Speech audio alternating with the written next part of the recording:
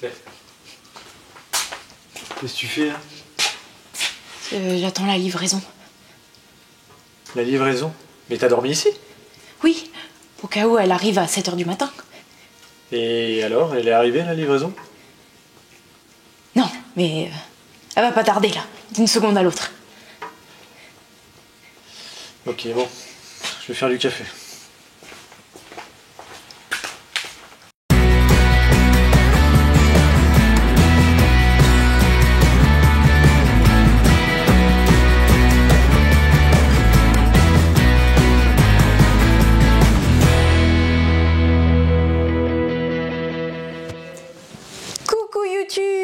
Salut Alex. Alors oui, comme le sketch vous l'annonce, encore des retards de livraison. Ah, nos livreurs, ils nous aiment de tout leur cœur.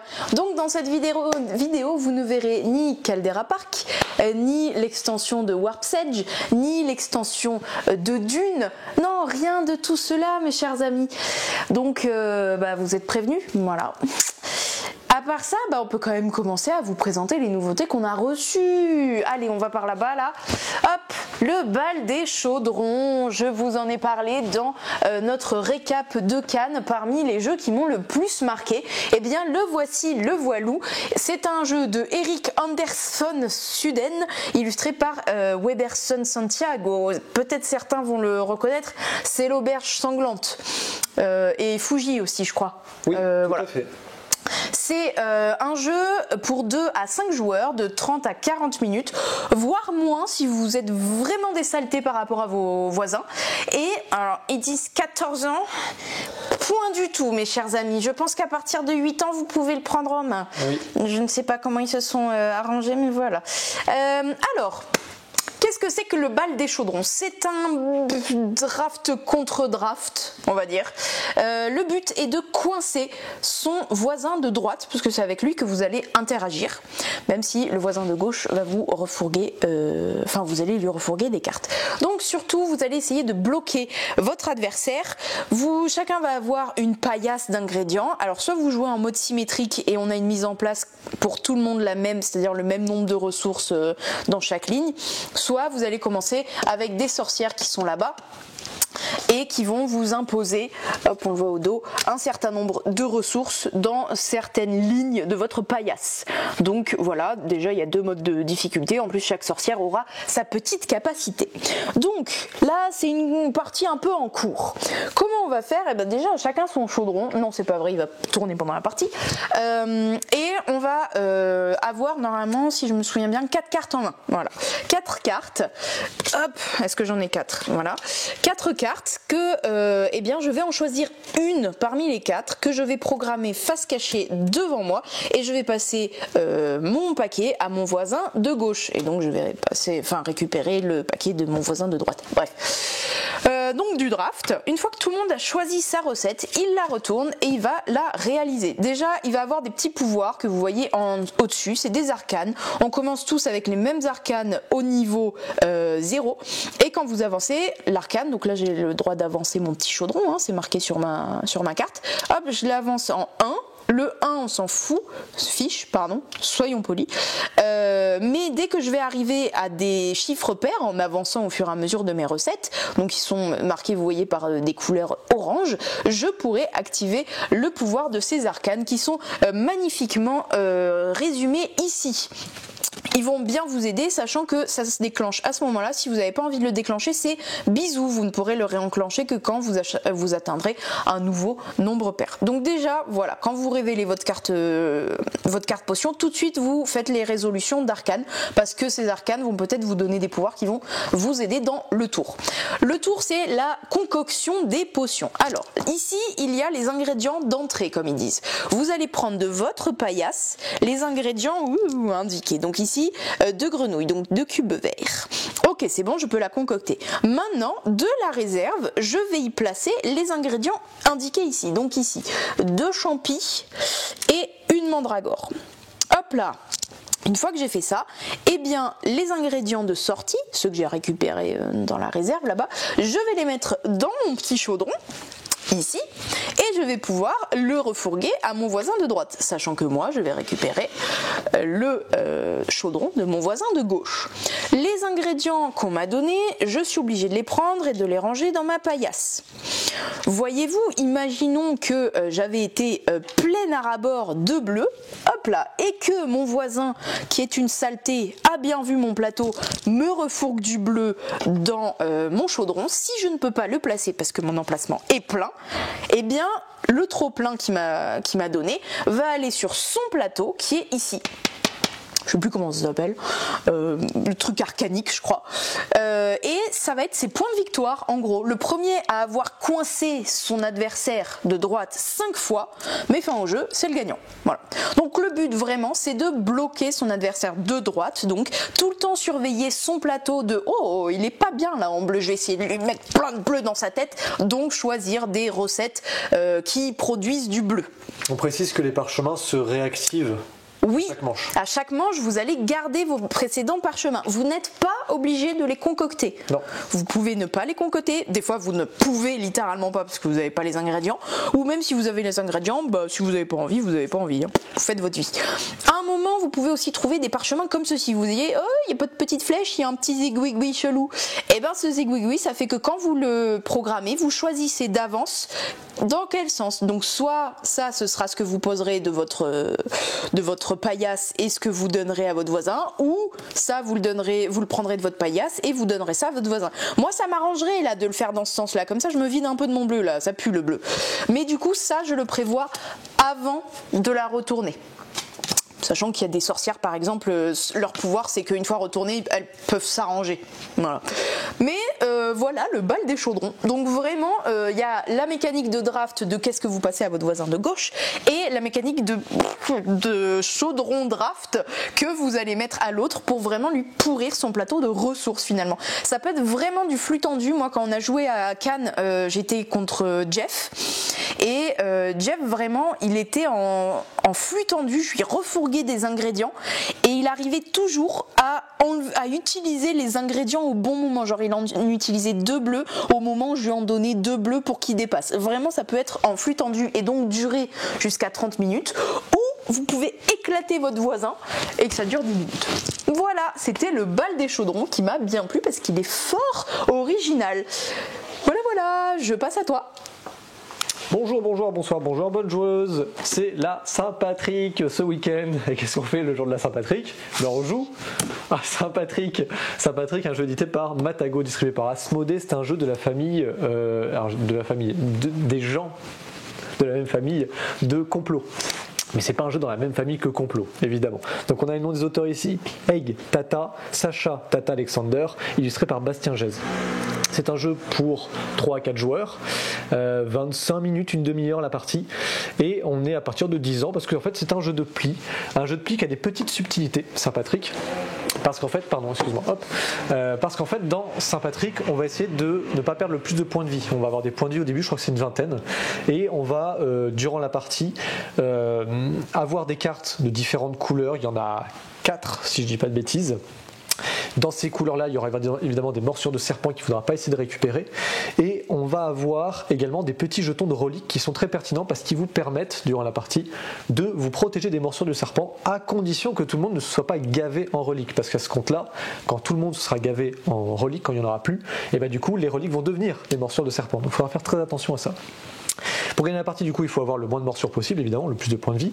À chaque début de manche, déjà, on va échanger 2 cartes avec ses voisins. Donc du coup, on va drafter un petit peu, on va échanger des cartes. Ça vous permet d'avoir plus de contrôle sur votre main de départ. Et ensuite, ce qui va se passer, c'est qu'on va jouer comme un jeu de pli classique. Donc les jeux de pli, vous balancez une couleur avec une valeur, c'est une valeur d'atout. Les autres joueurs sont obligés de jouer la carte de la couleur. S'ils n'ont pas, ils font ce qu'on appelle ils pissent, quoi. Et du coup ils jouent ce qu'ils peuvent. Et forcément du coup c'est comme ça, en fonction des plis qui va tourner, qu'on va se ramasser des morsures de serpent. C'est pour ça qu'on va tenter de récupérer des reliques pour justement se soigner de ça, en espérant ne pas avoir le retour de bâton, parce que si on a vidé entièrement les reliques, elles deviennent des morsures. Il y a un petit twist dans le jeu qui fait que déjà, quand on aura vidé toutes les reliques, on va donner notre main au voisin de droite, si je dis pas de bêtises, et donc du coup on va recevoir la main du voisin de gauche. Donc en fait on va jouer avec les mains de nos adversaires. Donc c'est pour ça que le draft est aussi très pertinent au début. Ce qui est aussi très pertinent en termes de victoire, c'est que vous pouvez très bien gagner en ayant un maximum de morsures, parce que quand vous collectez les cartes, si vous avez collecté toutes les cartes de morsures de serpent, vous gagnez également la partie, parce que vous êtes récompensé par Saint-Patrick, parce que vous avez pris toutes les morsures de serpent pour vous. Donc quand les joueurs commencent à voir qu'un autre joueur collecte vachement de morsures de serpent, il faut essayer d'éviter qu'il les collecte toutes, sinon il va filer des morsures aux autres joueurs, leur faire perdre des points de vie. C'est un petit jeu de pli final très accessible, mais qui va avoir, comme je vous l'ai dit, des petites subtilités par rapport aux reliques, par rapport aux morsures de serpent, par rapport aux différentes manières de gagner les parties, et surtout le draft et l'échange de mains. Voilà pour la Saint-Patrick, un petit jeu de cartes à sortir en famille, entre potes, autour d'un verre par exemple. On va changer un peu de thématique maintenant, d'édition aussi, puisque là on est maintenant sur un jeu Evergreen. Evergreen, un jeu édité par Gigamic, distribué par Gigamic. C'est un jeu de Hjalmar H, ou Arch, je sais pas comment on dit, illustré par Wenny Gang. J'aime beaucoup les illustrations, j'aime beaucoup l'édition de ce jeu. C'est un jeu à partir de 10 ans, c'est des parties de, on va dire, une demi-heure, une heure, ça dépend du nombre de joueurs que vous êtes, mais voilà, aux alentours d'une heure, pour un 4 joueurs du coup. Dans Evergreen, vous allez avoir, alors déjà pour ceux qui connaissent Photosynthesis, c'est le même auteur, on a un peu cette même vibe de Photosynthesis, sauf que dans Photosynthesis on jouait sur le même plateau de mémoire. Ici on va chacun avoir un petit plateau personnel comme ceci, sur lequel on va, ce qu'on appelle le plateau planète, sur la planète on va faire pousser différentes pousses, différents arbustes, différents arbres, et ça va créer, en fait, générer des points de victoire tout simplement. Alors c'est un jeu qui va se dérouler en 4 manches, où vous avez un récap ici, qui vous indique ici la première manche, en fait on va pouvoir jouer jusqu'à 5 cartes, puis la manche d'après 4 cartes, puis après 3, puis après 2, et à la fin du coup celui qui a le plus de points l'emporte. Comment se déroule une manche? Donc là on est à la deuxième manche.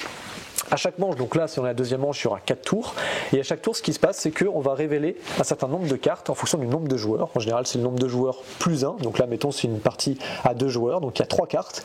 Le premier joueur va choisir une carte, donc mettons je vais choisir celle-ci par exemple parce qu'elle me plaît bien.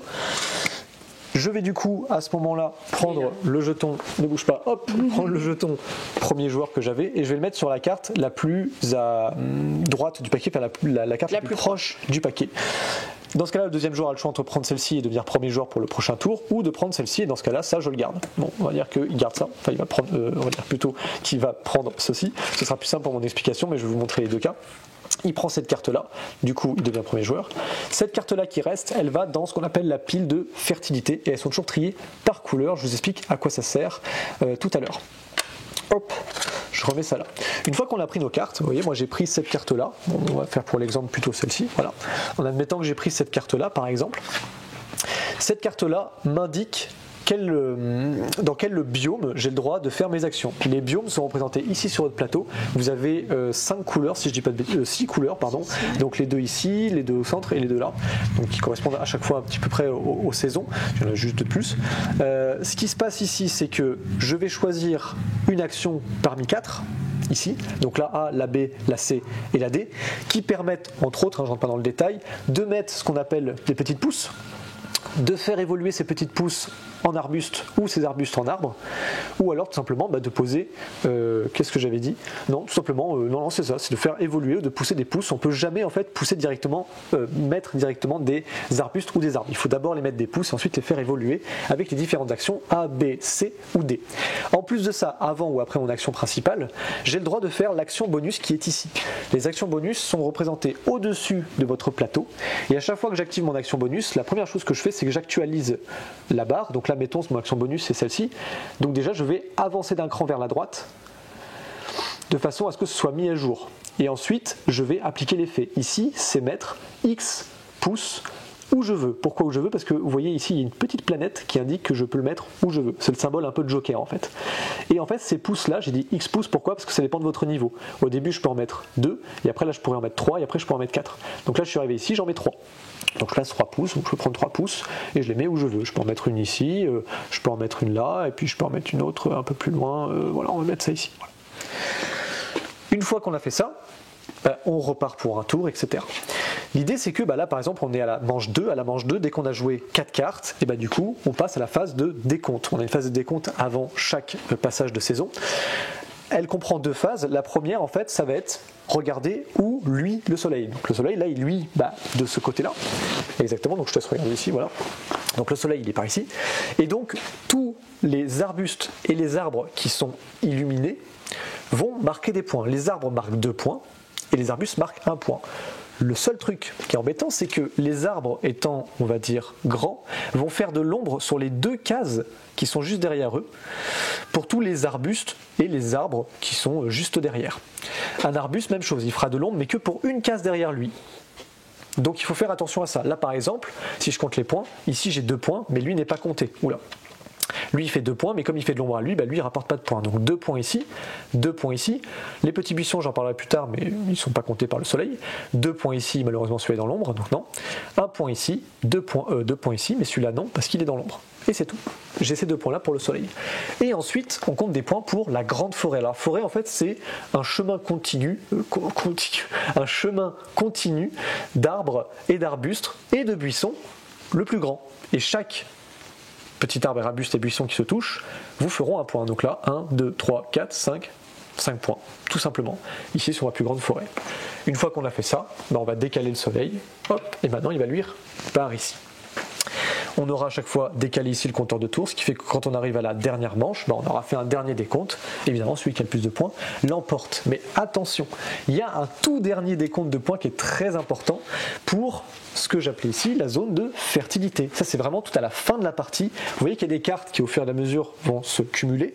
Et en fait, vous allez regarder le nombre uniquement d'arbres que vous avez dans ce biome, et vous allez le faire pour chacun des biomes, et vous le multipliez par le nombre de fleurs. Donc par exemple, si dans ce biome-là, j'ai 2 arbres, chaque arbre me vaudra 5 points. 2, 2 et 1. Donc chaque arbre me vaudra 5 points. Donc dans ce biome-là, si j'en ai 2, j'ai 10 points. Ici, si j'en ai 1, ça me fera 4 points. Si dans la neige, par exemple, j'en ai 3, ça me fait 9 points. Et on fait ça pour tous les biomes. Donc c'est hyper malin la gestion de pousses et d'évolution en arbustes et en arbres. Parce que autant vous pouvez gagner beaucoup de points sur le soleil qui va tourner tout autour du plateau 4 fois et qui va faire des points, notamment sur les arbres, 2 points je rappelle pour les arbres. Mais en plus de ça, il faut gérer à la fin le décompte parce que il y aura une présence d'arbres qui sera intéressante sur les différents biomes et notamment sur les multiplicateurs de points.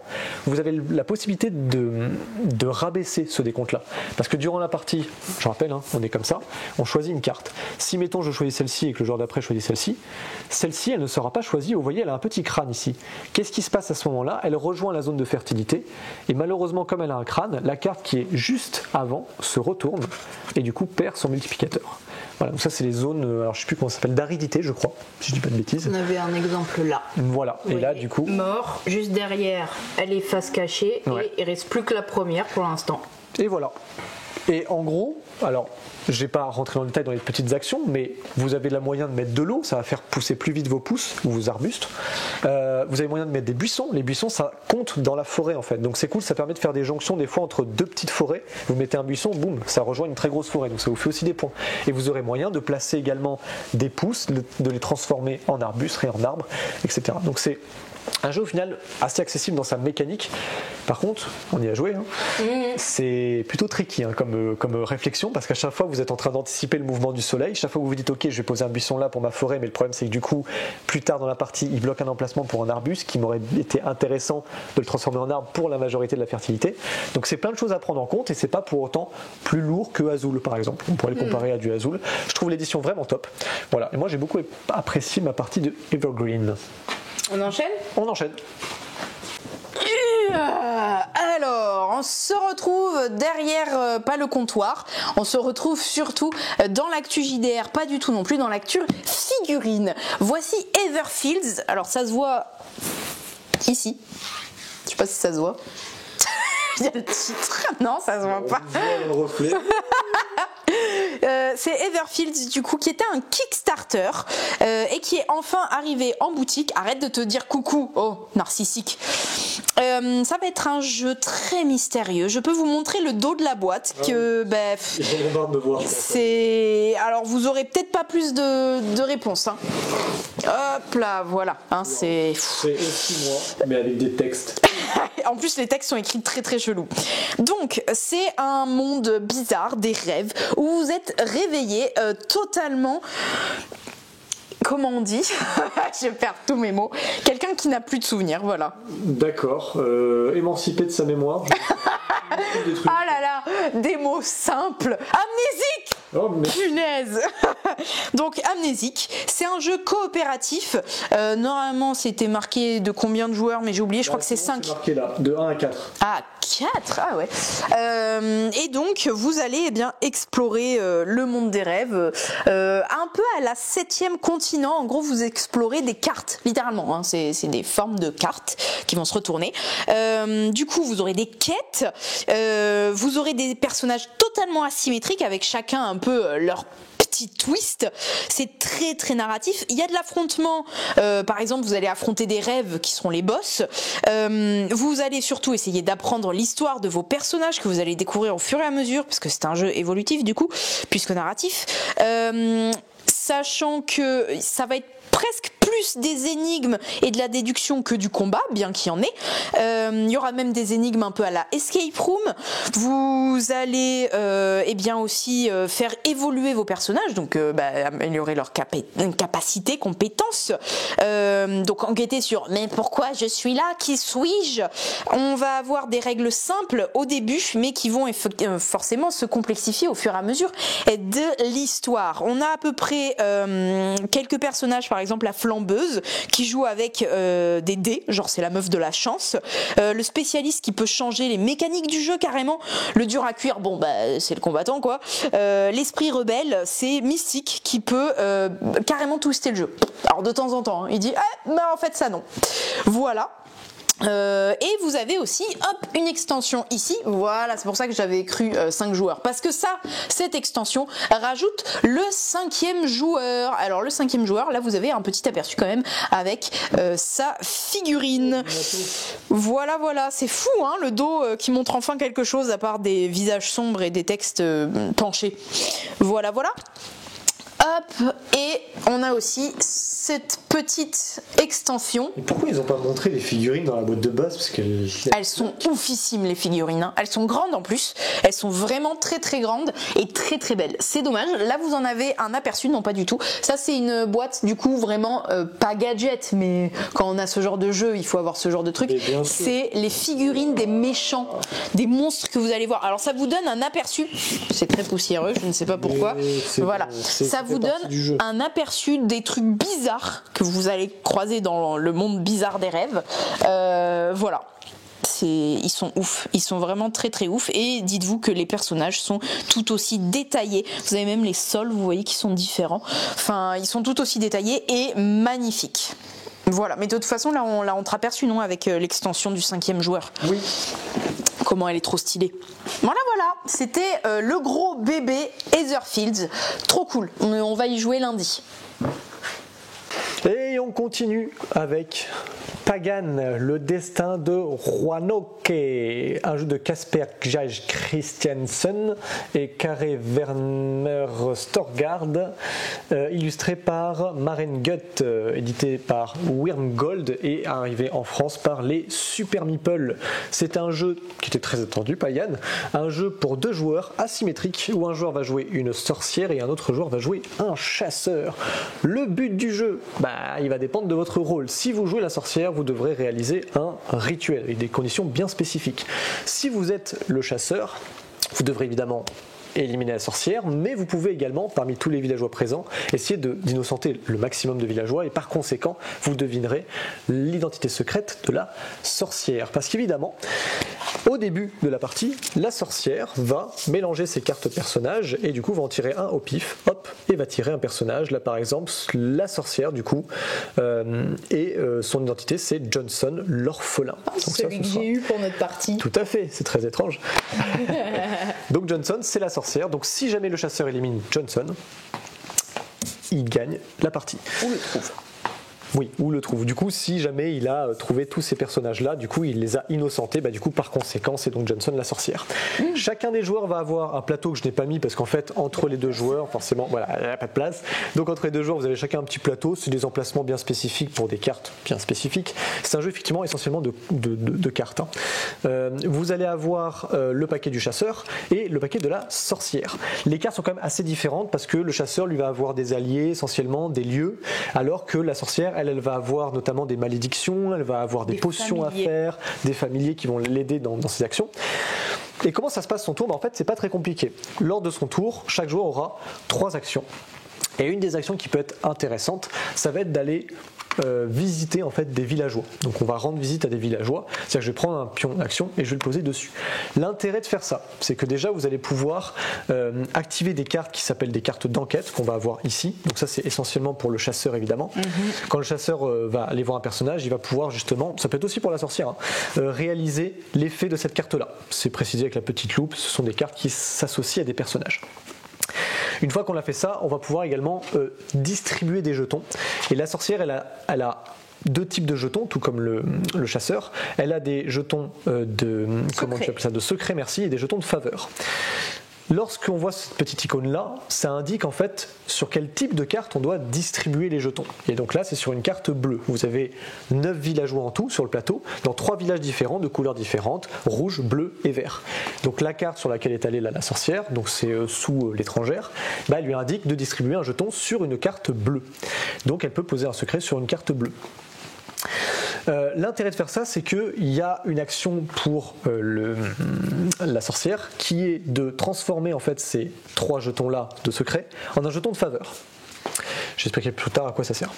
Donc ça c'est une action, quand vous allez visiter un villageois, vous pouvez distribuer déjà des jetons, en transformer et surtout faire l'action des personnages, parce que chaque personnage vous propose des actions différentes de piocher des cartes, de jouer des cartes, des cartes à moindre coût, de gagner ce qu'on appelle de l'influence, parce que oui, quand vous allez jouer des cartes, vous avez ici sur l'iconographie l'ergonomie d'une carte, en fait ici vous avez l'influence que vous devez payer. L'influence, elle se comptabilise avec des petites roues que vous avez ici, donc ça c'est la roue du chasseur, ça peut monter jusqu'à 20, et on la dépense pour jouer des cartes.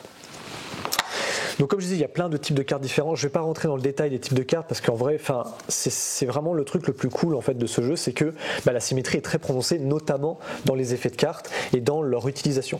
Donc ça, je vous laisserai le découvrir. Ce qui importe surtout, que ce soit pour le chasseur ou pour la sorcière, ce sont ces petits jetons, donc de secrets qui peuvent devenir des faveurs, et notamment pour le chasseur, ce sont les jetons d'indices qui peuvent devenir des preuves. Pourquoi ? Parce qu'en fait, la sorcière, pour réussir son rituel, elle a besoin d'avoir 3 jetons de faveur sous l'identité secrète qu'elle est, donc sur le personnage là, pour pouvoir faire l'action de lancer son rituel. Et en plus, son personnage doit être disponible. Un personnage disponible, c'est un personnage qui n'a pas de jeton. Si le jeton du chasseur est dessus, ce personnage-là n'est pas disponible. Donc il va falloir essayer de le virer pour du coup essayer de faire son rituel. Donc ça, c'est vraiment la manière de gagner pour la sorcière, d'où le fait de mettre des secrets, de les transformer en faveur et ensuite de faire le rituel. Donc c'est vraiment un jeu d'engine building. On essaie vraiment de créer comme ça son système de jeu, de combo pour arriver à ses fins. Et de bluff, parce que tu vas en mettre un peu partout pour brouiller les pistes. Exactement. Parce que si tu mets tous tes secrets sur ton gars, le chasseur il va dire c'est peut-être celui-là. Oui, non, c'était celui-là, j'avais mis plein là-bas aussi. Alors le chasseur a un peu ce même système-là avec ses jetons d'indices et ou de preuves. Notamment, le plus important, c'est les preuves, parce qu'avec 3 jetons de preuves, quand il va sur un personnage, il peut récupérer cette carte-là. La première, il la pioche et il la met face cachée devant lui. Donc il a, un peu comme Mr. Jack, en fait, il élimine des possibilités, il innocente tout simplement les villageois. Et donc si jamais il élimine tout le paquet, évidemment que du coup il connaît l'identité secrète de la sorcière par conséquent. Donc ça, c'est une des manières de gagner pour le chasseur. Mais il pourrait également comme action essayer de tuer un villageois, éliminer un villageois, c'est tout à fait possible. Mais l'idée, c'est que si vous éliminez un villageois qui n'est pas la sorcière, ça fait déjà un villageois en moins, c'est un peu dommage. Mais surtout, si vous en éliminez 3, c'est la sorcière qui gagne la partie. Donc il faut faire attention aussi, il ne faut pas éliminer tout n'importe quoi. Vous pouvez y aller au coup de bol en disant je pense que c'est lui parce qu'il a plein de jetons de secret dessus, mais c'est quand même très risqué. Je pense pas que je vais rentrer plus dans le détail que ça, si ce n'est que j'aime beaucoup l'aspect ici de ce petit plateau qui est là, qui normalement est en bout de piste, qui sont en fait des malédictions que la sorcière peut jouer. Et donc la première ne coûtent pas de coût particulier si ce n'est le coût qui est indiqué sur la carte. Et après, les autres malédictions vont coûter plus 1 et plus 2 d'influence. Les malédictions sont vraiment cool parce qu'en fait, elles contraignent vachement le chasseur et ce sont des cartes qui peuvent également être retirées par le chasseur moyennant paiement, évidemment. Et ça peut aussi, elle, la ranger. Moi, je gagnais de la faveur chaque tour. Et complètement. Et c'est vraiment là-dessus que le jeu joue. En fait, le jeu se spécialise vraiment dans l'asymétrie et dans le combo de cartes. Ce qui est chouette, c'est que quand on va mobiliser un personnage quelque part, quand on va aller lui rendre visite, on le rend indisponible pour l'adversaire d'après, à moins qu'il fasse une action pour retirer votre jeton, ce qui est tout à fait possible. Voilà pour une présentation brève de Pagan. Personnellement, pour avoir beaucoup plein d'informations sur la mise en place, sur comment se passe un jeu, je suis allé voir la vidéo du Renard Ludique, que j'aime beaucoup, c'est toujours très très bien expliqué. Si vous avez envie d'en savoir plus, je vous invite vraiment à aller voir ces vidéos parce qu'elles sont vraiment super bien montées à chaque fois, très bien expliquées. C'était très chouette. Pagan, très cool cette partie quand même, très sympa. On remercie Antoine d'ailleurs parce que la boîte que vous voyez là, c'est la boîte d'Antoine. Voilà. Oui. Et, merci Antoine. Merci. Remets-toi bien. On enchaîne sur les jeux à deux aussi qui marchent très bien. On peut jouer à plus d'ailleurs à Dice Thrones. Et vous voyez que Dice Thrones continue de grandir puisqu'on a reçu maintenant la boîte numéro 1 et 2 de la saison 2. Et évidemment, la boîte numéro 3 et 4 de la saison 2 ne devrait pas tarder.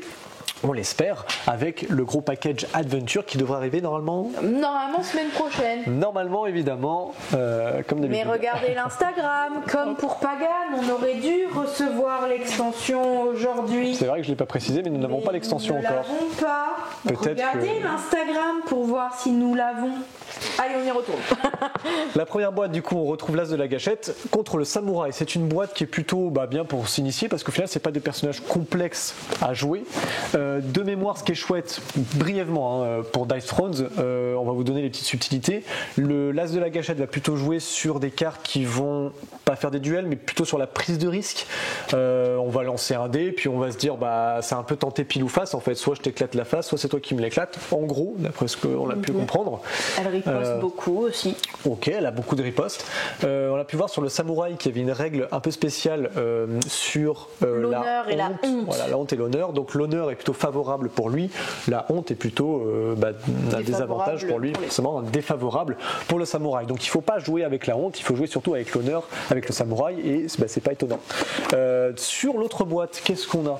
Nous avons le tacticien et la chasseresse. Alors le tacticien, on a vu qu'il pouvait réduire de moitié les dégâts. Ouais. Ok, donc c'est plutôt cool. Juste et il peut activer ses effets plusieurs. Enfin, il n'a pas de limite à l'activation de ses effets. D'accord, ok. Voilà. C'est intéressant comme principe. Et surtout, il a une superbe moustache. Oui. Ça, c'est un pouvoir très particulier. Et barbe. Et oui, barbe aussi, tout à fait. Il est très belle cape rouge aussi, très belle casquette. Et on a également du coup la chasseresse qui, elle, va avoir. Oh, mais je vais tourner la boîte quand même pour qu'on le voit. Voilà. Un tigre. Elle a un tigre, un familier. Il s'appelle Nira. Oui, je me suis renseignée là-dessus. Est-ce qu'on a des mécaniques sur ce tigre ? Il peut encaisser les dégâts à sa place, je pense. Oui, elle doit la soigner forcément assez souvent parce que voilà. Et elle joue sur l'hémorragie. Les coups de Nira agissent sur l'hémorragie et en gros ça va vous embêter quand vous faites une phase de récupération. D'accord. Vous récupérez moins parce que vous pissez le sang. Ok, très cool, très chouette. Très bien ça pour Dice Thrones. Hop. Dice Thrones saison 2. Je crois que c'est tout. J'espère. Ouais. On n'oublie rien. Allez. Hop là, Maurice le dodo est arrivé. Yeah. Enfin, il est arrivé la semaine dernière, mais pareil, un petit peu en retard. Donc du coup, on vous le présente cette semaine. Mais si vous avez vu l'Instagram, vous le saviez déjà. Bon, Maurice le dodo, je l'ai aussi présenté dans mes coups de cœur de Cannes. Il est sorti très peu de temps après Cannes. Maurice, il a une histoire, Maurice. Oui, il a une histoire. Et elle est intégrée dedans, là, il le précise. Maurice le dodo, eh bien, il fait tout tomber. C'est pas grave.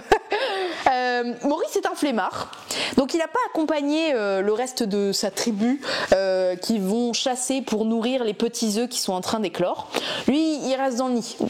Il se la coule douce. Mais heureusement qu'il est flemmard parce qu'il entend des bruits de pas.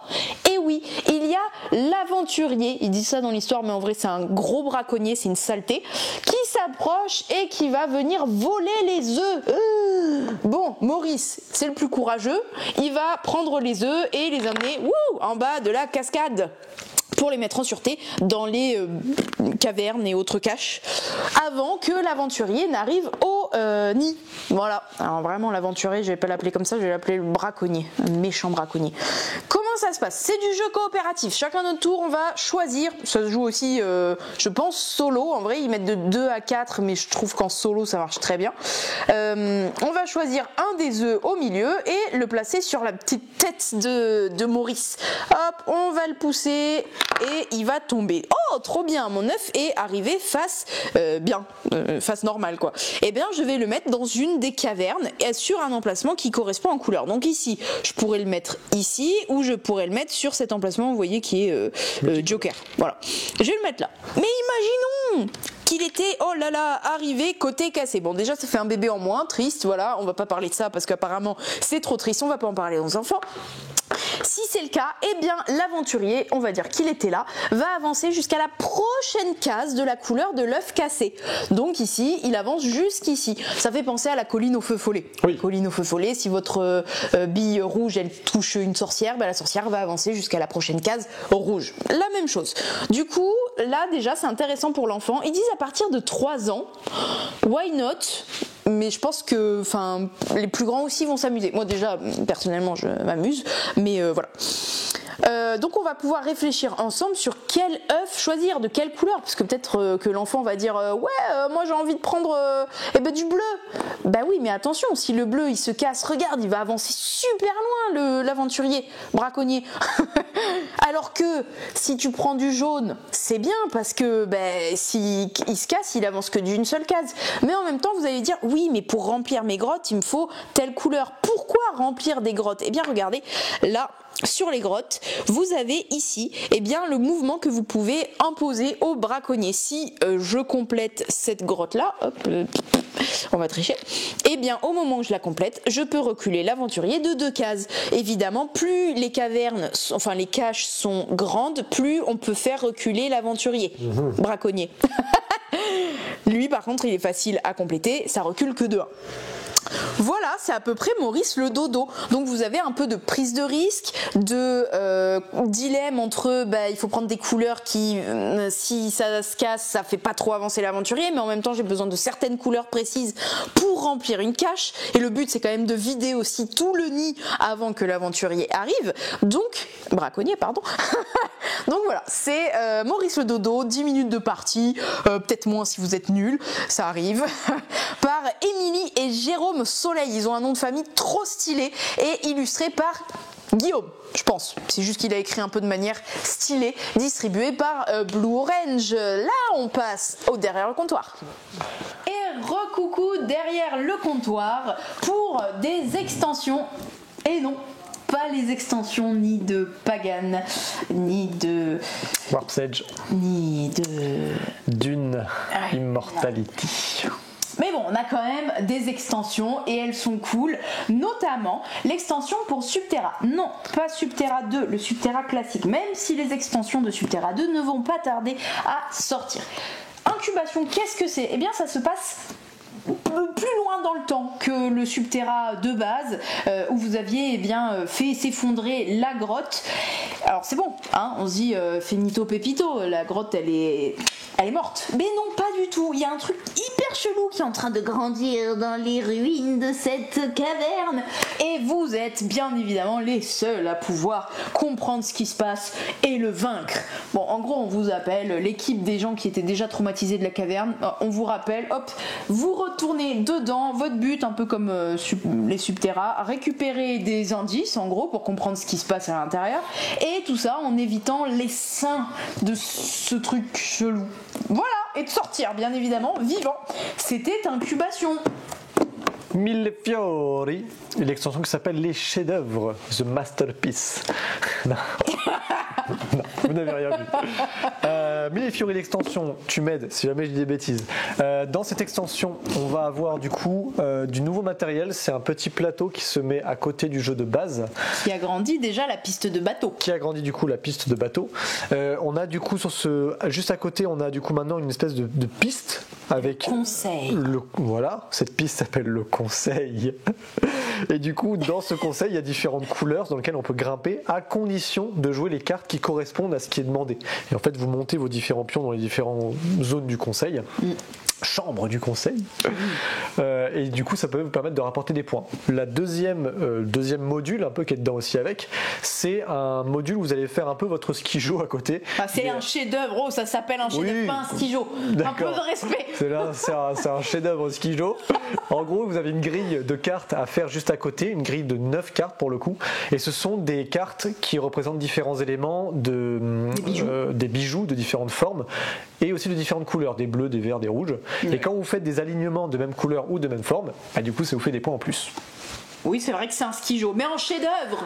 Voilà, en gros pour l'extension de Mille Fiori. Voilà. On fait un petit retour en stock. Non, vas-y, continue. On continue ? Oui, continue ça là-bas, là. C'est alors, bon, oui. On fait notre effet de surprise. Star Wars Légion, ça y est, Ventress est présente. Donc faites attention, ceux qui jouent Jedi, ceux qui jouent Rebelle. Bon, c'est un peu bête de jouer Rebelle, mais bon. Voilà, Ventress est arrivé avec ses doubles sabres. Superbe figurine, cela dit. Je sais pas si on la voit bien, ouais. Avec les reflets c'est encore mieux. Voilà. Ah, magnifique, voilà. ça. Très cool. Ça, c'est l'avantage des plans, voilà. Ça fait S'il y avait eu Antoine, il aurait pu tenir. Coucou Antoine. Hop, Ventress est arrivé pour Star Wars Légion. Ensuite, pour les Cthulhuiens, je sais pas comment on dit. Les Cthulhuiens, je sais pas. Pour les joueurs d'horreur Arkham, le jeu de cartes, on a maintenant la boîte extension campagne Civilisation oubliée. On avait reçu il y a 2 semaines, je crois, même un mois, l'extension d'investigateur. Maintenant, on a enfin reçu la grosse boîte. Dans le mauvais ordre, hein, mais bon. Oui, bon, c'est toujours un ordre un peu particulier, mais voilà. Maintenant, les deux sont dispo, investigateur et la campagne Civilisation oubliée. Ok, maintenant, c'est bon, j'ai fait mon effet de surprise. Un retour en stock. Oui. Le livre de base de l'anneau unique. Voilà, qui est assez nouveau, qui était déjà tombé en rupture et qui est déjà de retour. Mais voilà mon effet très logique de déroulement. On a du JDR, un retour en stock. JDR. On va pas laisser finir ma phrase. Désolé. Pardon. Bon, bah du coup Actu JDR, c'était, vous voyez, retour en stock du JDR. Oh, on n'a pas répété, je suis désolé. On aurait peut-être dû. Il m'a tout cassé là. Oh. Bon, comme il n'y a pas Antoine, c'est moi qui me le tape. Parce que Alex, il a la flemme. J'ai pas la flemme, je n'ai juste pas les compétences adéquates pour faire cette recherche d'informations. Alors moi ça va être un peu approximatif aussi. Ici on a 2 suppléments qui marchent pour Shadowrun Anarchy et Shadowrun 6ème édition. Il y en a un, alors je l'ai lu il y a 2 secondes et j'ai déjà oublié. Oui voilà, il y a là-dedans il y a des organisations qui vont vous embêter. Donc vous allez, c'est surtout un scénario pour les runners. Okay. Voilà, Shadowrun, les runners.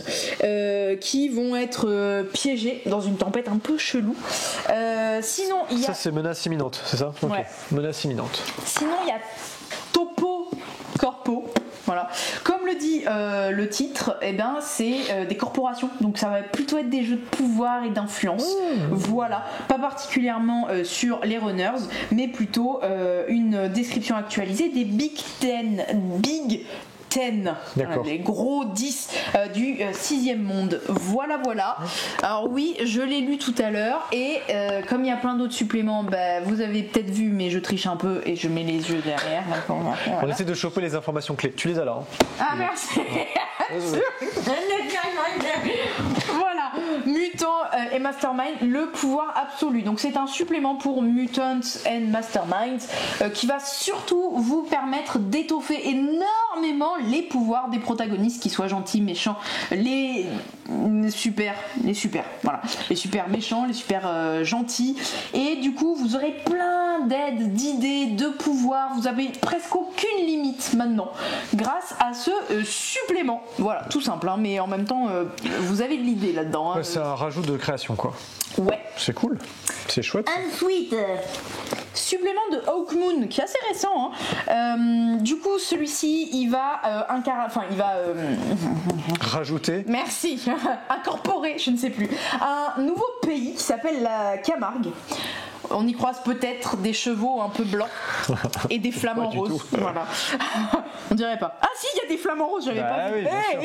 Voilà. Donc un scénario qui va se passer là-dedans, dans la Camargue. De quoi décrire cette Camargue et s'y projeter. Des PNJ. Il y a même un scénario en Camargue, mais aussi à Massilia d'Hélène d'Est. Marseille. C'est Marseille. Voilà. C'est Marseille. Donc on est dans le sud. C'est chez moi, hein. C'est ma région. Hein. Et ici, un supplément pour les héritiers, un jeu que je porte dans mon cœur. Ici, ça va être un supplément qui s'appelle les saisons, c'est ça ? Les 4 saisons. Voilà. Carnet des 4 saisons. Ça va mettre l'accent sur les saisons en fait et sur l'importance et les symboliques des saisons dans tout ce qui est le folklore, hein, parce que bon, tout ce qui est tu perds tes mots. J'en peux plus les amis. Tout ce qui est les sabbats et autres fêtes païennes qui marquent les saisons, vous trouverez peut-être le terme dans les commentaires ou moi à la fin de la vidéo ou dans 2 heures dans mon lit. Bien sûr. Voilà. Aussi vous allez avoir des portraits de PNJ, il y en a 8 nouveaux, mais aussi 2 nouveaux archétypes qui sont le goupil et l'épouvantail. Les goupils, c'est les petits renards. Bien sûr. Trop mignon. Moi qui voulais jouer à un homme chat, les bassettes, je vais peut-être aller plutôt sur un goupil. L'épouvantail, ça a l'air sympa aussi. Oui. Voilà, 4 scénarios qui font voyager dans des cadres variés de Paris. Et voilà. Hop. Ah oui, on a quand même d'autres petits. Bon, il y a que ça là-haut, on s'arrête pas de derrière. Oh là. C'est fou. C'est les 2 dernières choses là. Ici on a le Ravage numéro 15, jeu de plateau. Dedans on a Maléfice, Challengers, Namiji, Flashback, Zombie Kids, Fédération, Acropolis, Encyclopédia et d'autres choses. Mais en plus derrière ça parle de Everfields dont je vous ai parlé tout à l'heure et qui est fort mystérieux et très attrayant. Et enfin nous avons le dernier White Dwarf. Le dernier, le nain. Le nain blanc. Le nain blanc, voilà. D'accord. C'est moins classe quand même. Hein. Ouais. Numéro 486, si je sais lire les chiffres. Tout à fait. Désolé, ça commence à être un peu tard. Juste, je parle de ça directement parce que c'est derrière. On a reçu du Clash of Deck déjà. Donc ça, c'est le deck qui est offert quand vous achetez l'une des 2 nouvelles extensions qu'on a reçues à la boutique. Donc Clash of Deck, c'est un petit jeu de cartes rapide pour 2 joueurs. Et donc quand vous voulez y jouer, vous avez besoin de la base, mais qui vous est offerte quand vous achetez l'une des extensions. Je vous conseille quand même d'acheter les 2 pour avoir plus de rejouabilité, évidemment. Les solstices. Solstice. Voilà. Je vous l'avais dit. Voilà. Bon bref, à bientôt Chez Jeux des Cartes Bordeaux.